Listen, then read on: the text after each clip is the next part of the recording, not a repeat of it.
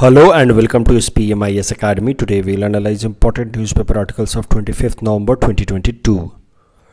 Please note you can download the PDF version of today's newspaper analysis by clicking the link given in the comment section.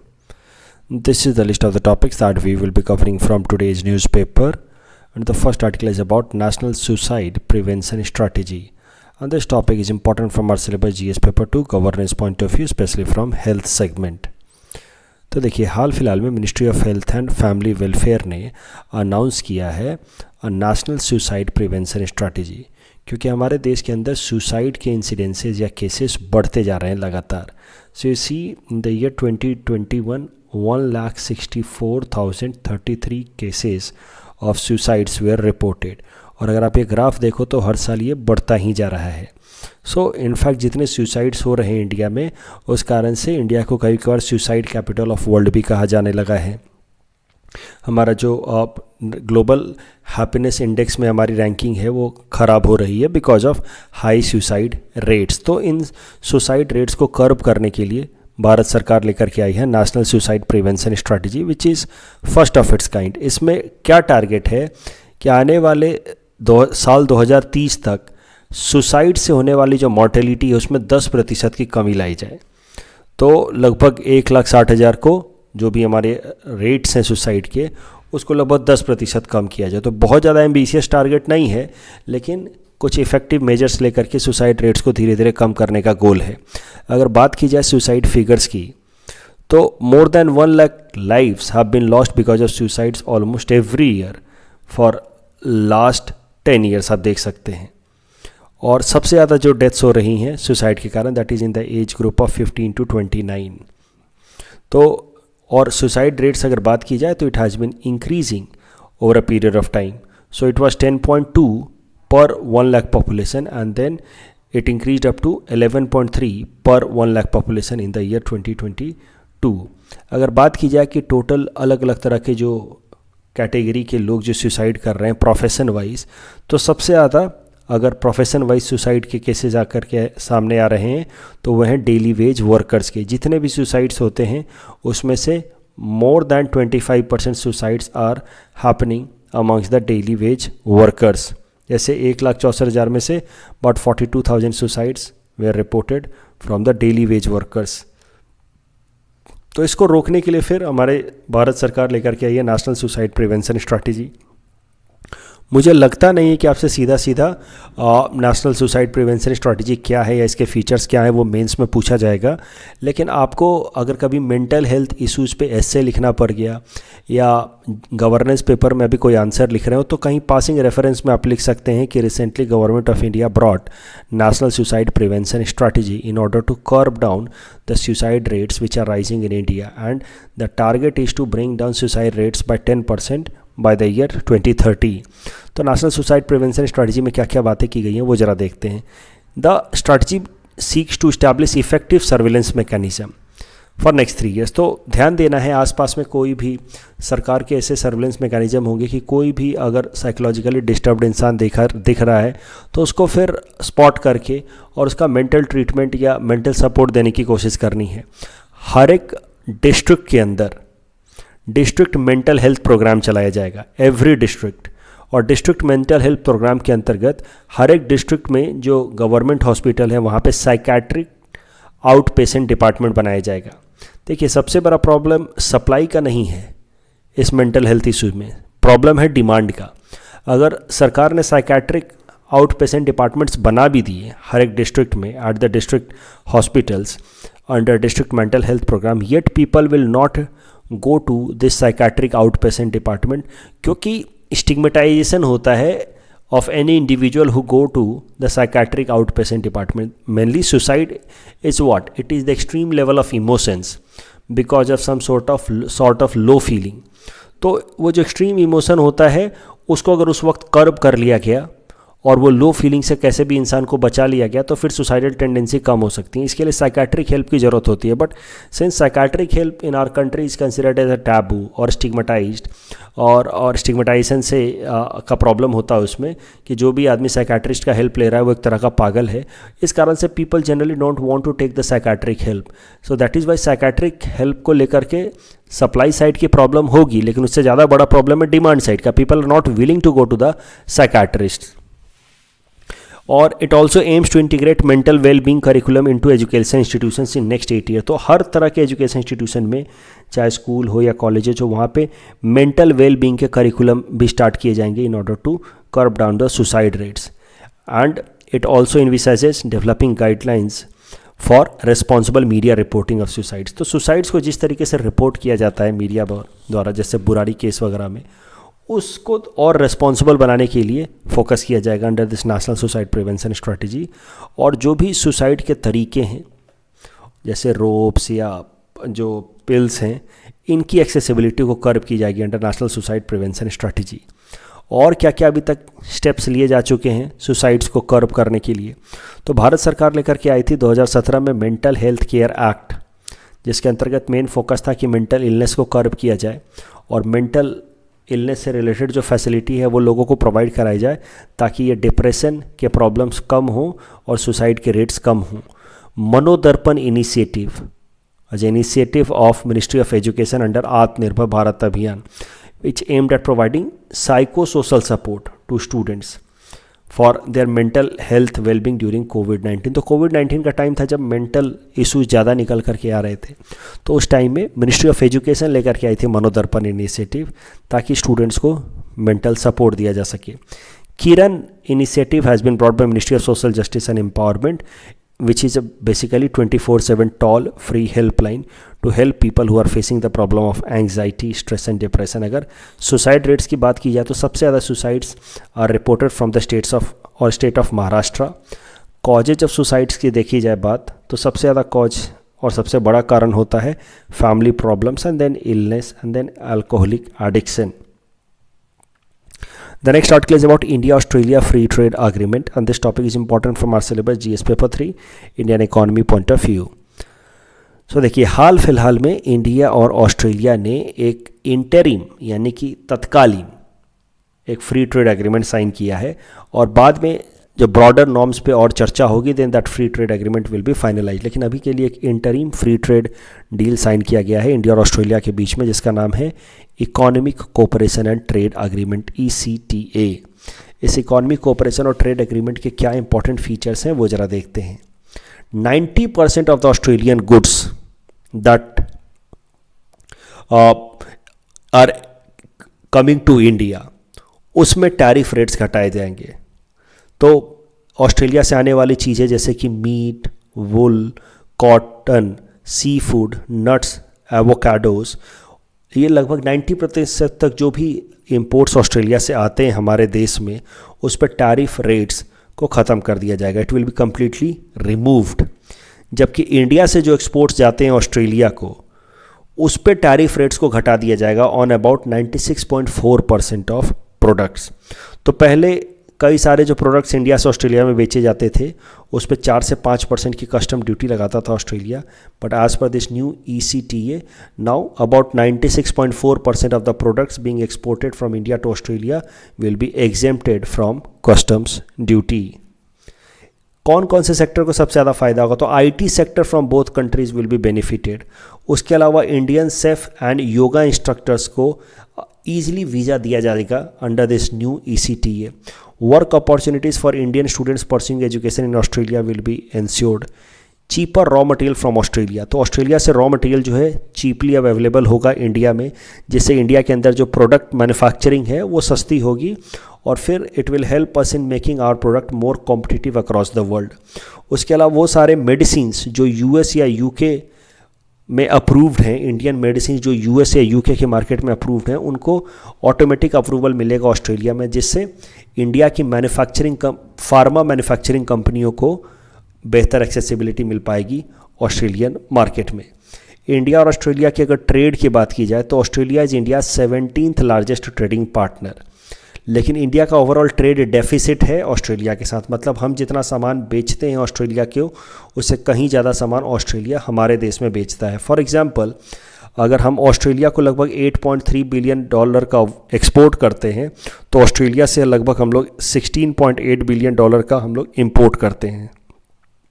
So overall we have about $8.5 billion of trade deficit with Australia.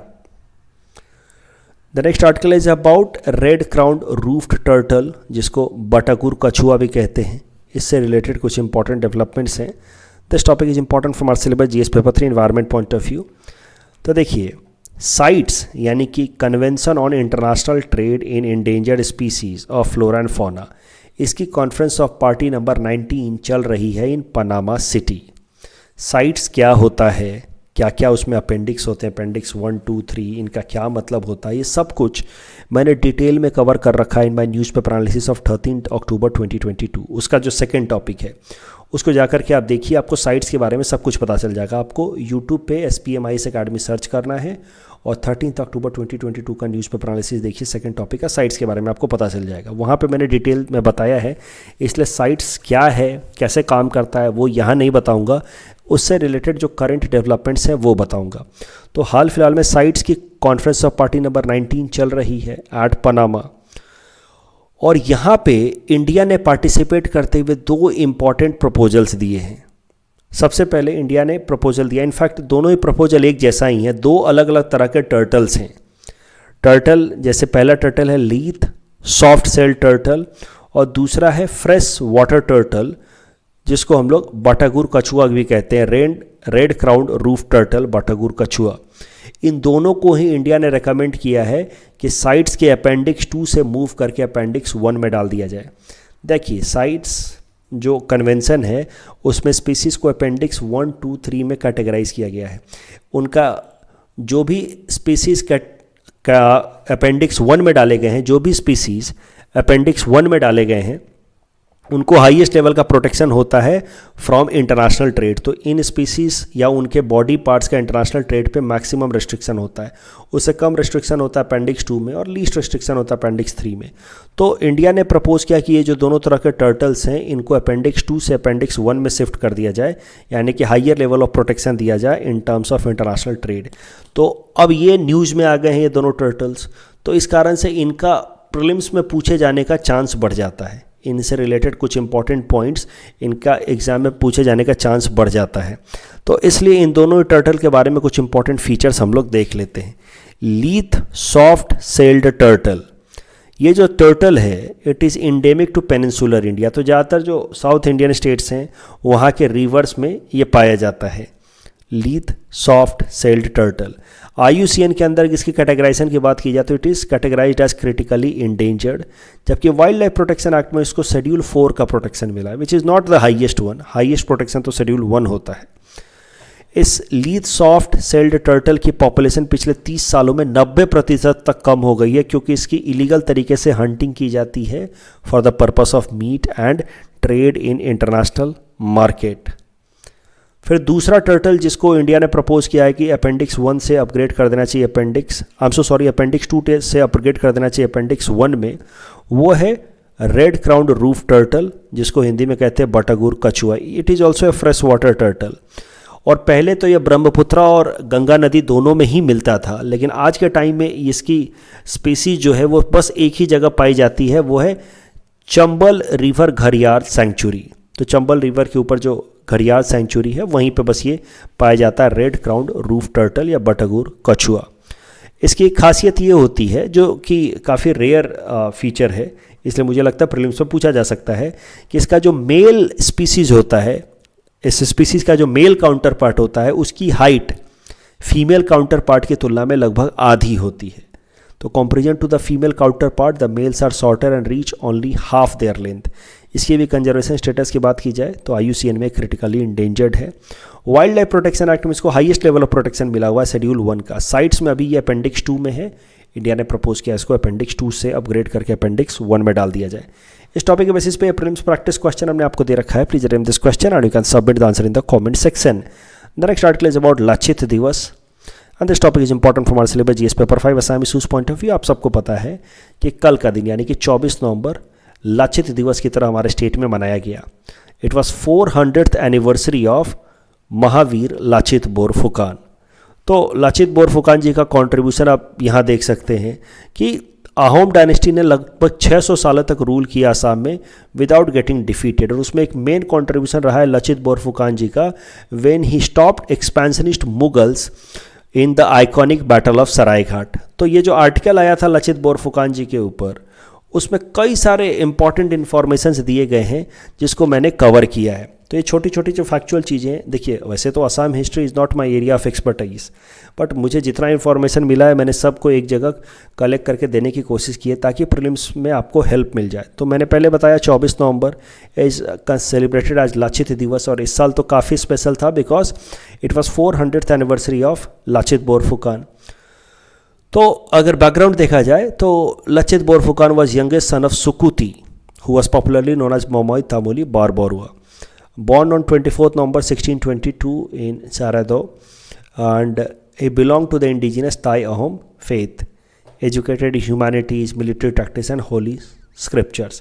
He was chosen as one of the 5 Borfukans of the Ahom kingdom by King Chakradhwaj Singha and given the administrative, judicial and military responsibilities. अभी अगर आप history देखें अहोम्स की तो 1615 से लेकर के 1682 तक मुगल्स ने लगातार अहोम किंगडम पे अटैक करने की कोशिश की है under Jahangir and then later on under Aurangzeb. लगातार उन्होंने कोशिश की है। सबसे मेजर अटैक हुआ by Mughal army under Mir Jumla in the year 1662। तो मुगल आर्मी ने मीर जुमला की लीडरशिप में अहोम किंगडम के ऊपर अटैक किया इन 1662, बट what happened कि Mughals defeated Ahoms and they captured Ahom territory including the area near Guwahati. और उसके बाद एक ट्रिटी साइन की गई, treaty of Ghiljari Ghat, that was signed in the year 1663। और ये जो पहली डिफीट हुई 1662 में ऑफ अहोम्स, जिस कारण से फिर गुवाहाटी के आसपास का टेरिटरी लॉस हुआ और treaty of Ghiljari Ghat sign किया गया। उसके बाद Jayadhwaj Singha died out of despair in 1663 and he was succeeded by his cousin Chakradhwaj Singha.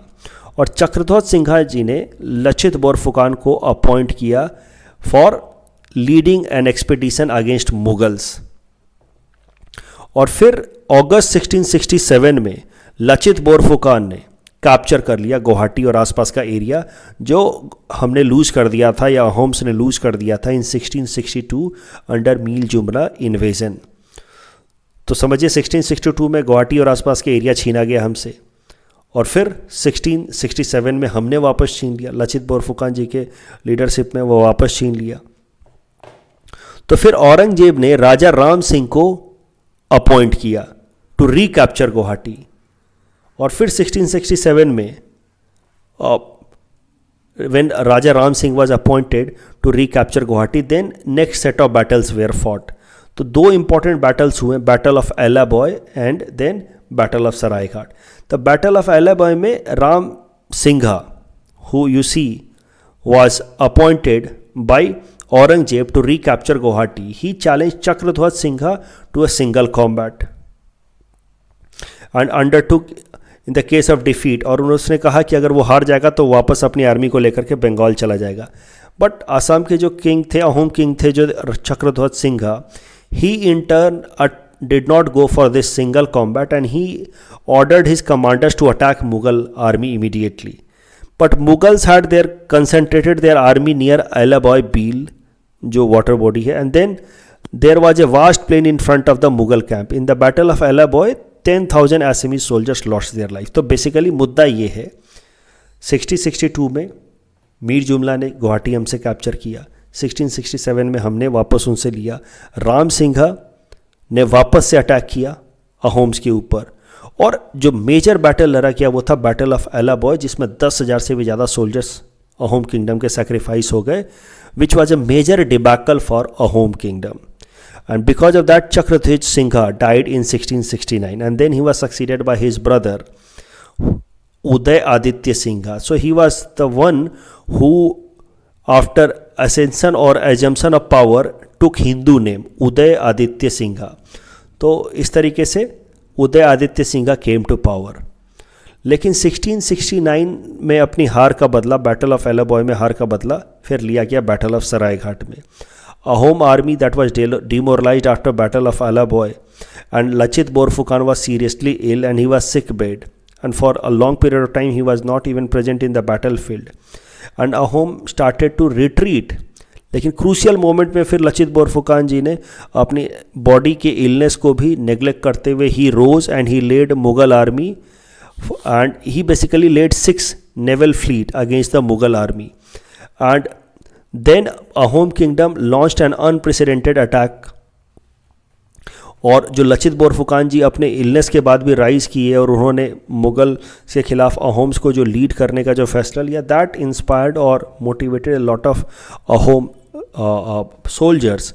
And this is how fierce battle was fought, जिसको हम लोग बैटल ऑफ सरायघाट नाम से जानते हैं. And there Mughals were defeated, they could not stand the fury and the onslaught of Ahom army led by Lachit Borphukan. And this is how Mughals lost this decisive battle of Saraighat and they had to retreat after this disaster. कुछ और भी important fact Lachit Borphukan जी को लेकर के. The tomb of Lachit Borphukan was constructed by Uday Aditya Singha in 1672. So right after this battle of Saraighat, Lachit Borphukan died after a few months, you may say. तो उनका टूम बनाया गया at Jorhat in 1672 by Uday Aditya Singha.